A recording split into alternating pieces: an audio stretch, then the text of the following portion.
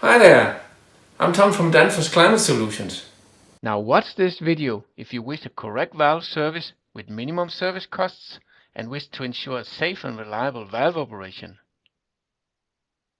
In this video, we'll show you how to isolate the valve from the refrigeration system and disconnect the electrical supply, how to remove and replace the actuator if needed, how to remove and replace the valve body O-ring, and how to reconnect the valve to the electrical supply and to the refrigeration system. We recommend to use a T30 screwdriver as seen here for the actuator screws.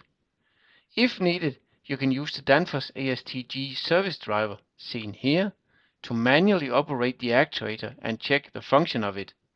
This service driver has code number 034G0013 and is available on Danfoss Product Store. So let's get started with the valve service. If the valve to service is located in a pressurized refrigeration system, then the first step is to depressurize and evacuate the refrigerant in the area where the valve is located and then isolate the valve from the system. This is typically done by closing the isolation valves on both sides of the valve, as seen here in this principal example. The next important step is to carefully remove the electrical supply from the valve actuator, as seen here. Now a very important next step here is to ensure that the valve is fully open before the actuator is removed. And why is this so important? Well, when the valve is closed, then the actuator cone is pressed against the valve body seat to seal off refrigerant flow. This cone seat pressure causes the actuator top to put pressure on the actuator screws and can make it difficult to untighten the screws and remove the actuator. So ensure that the valve is fully open before removing the actuator. This can manually be done by using the ASTG service driver, seen here. Follow the ASTG instructions in the separate manual to operate it correctly. Connect the service driver cable to the valve actuator cable connector socket, as seen here.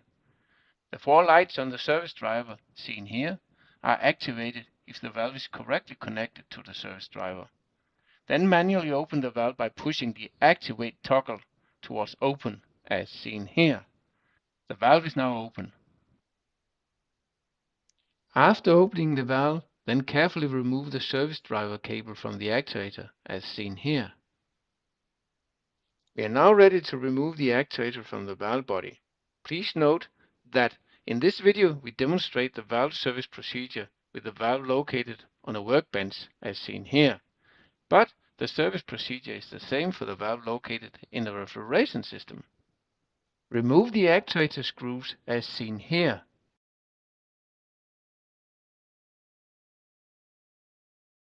And then carefully remove the actuator, as seen here.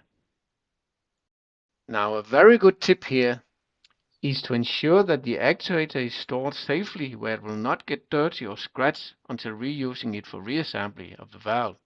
So ensure to protect the actuator cone and the O-ring area on the actuator as specified here. Then carefully remove the O-ring from the valve body, as seen here. Now watch out here. If removing the O-ring with a tool, do not scratch the O-ring groove, since this might cause risk of external refrigerant leakage once the valve is reassembled and back in operation. So if necessary, use a soft tool for O-ring removal, like for example a piece of carton, as seen here in this example.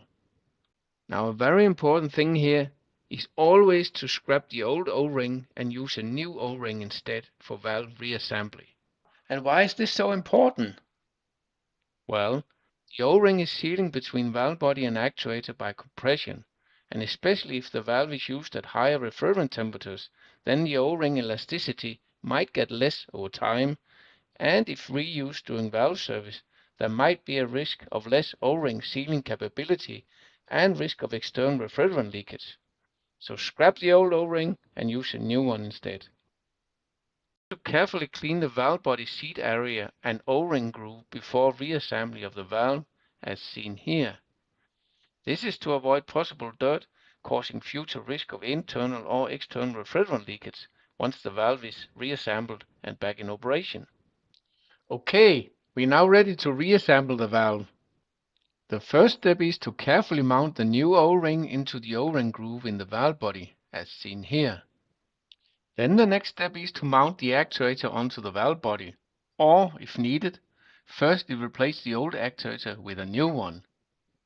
When mounting the actuator, or if replacing the old actuator with a new one, it is very important to ensure that the correct actuator type is used as replacement. This can be a linear type or a S-curve type actuator identified on the actuator cone shape as seen here. Ensure that the actuator is fully opened, for example done by using the Danfoss ASTG service driver as mentioned earlier. Ensure that the actuator cone and O-ring area are clean from dirt, as also mentioned earlier, and ensure that the actuator is positioned correctly onto the valve body. As just mentioned, it is very important to ensure that the actuator is fully open before it is mounted onto the valve body. And why is this so important? Well, if the actuator is closed, then the actuator cone will press against the valve body seat when the actuator is mounted onto the valve body. This cone seat pressure causes the actuator top to put pressure on the actuator screws and can make it difficult to tighten the screws correctly to ensure tight O-ring sealing between valve body and actuator. Therefore, there is a risk of external refrigerant leakage once the valve is reassembled and back in operation. So ensure that the actuator is fully open before mounting it. As mentioned earlier during valve disassembly, the valve can manually be opened by using the ASTG service driver seen here. As also mentioned, follow the ASTG instructions in the separate manual to operate it correctly.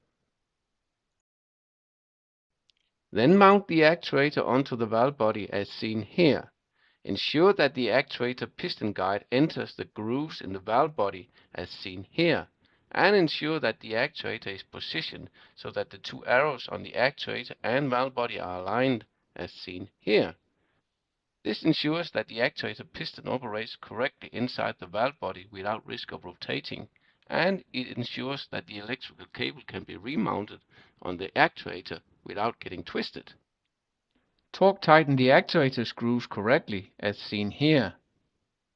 Mount the cable correctly as seen here, and be careful not to damage the connector socket during cable mounting as seen here in this example. If the connector socket is damaged, then you need to replace the complete actuator.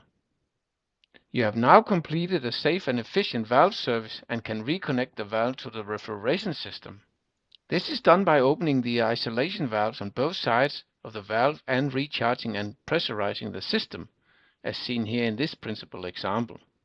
So to summarize the lessons learned from this video, you now know how to isolate the valve from the refrigeration system and disconnect the electrical supply, how to remove and replace the actuator if needed, how to remove and replace the valve body O-ring, and how to reconnect the valve to the electrical supply and to the refrigeration system. All this ensuring your correct valve service with minimum service costs and a safe and reliable valve operation. Have a look at the other Danfoss online videos where I talk about valves. Thanks for watching.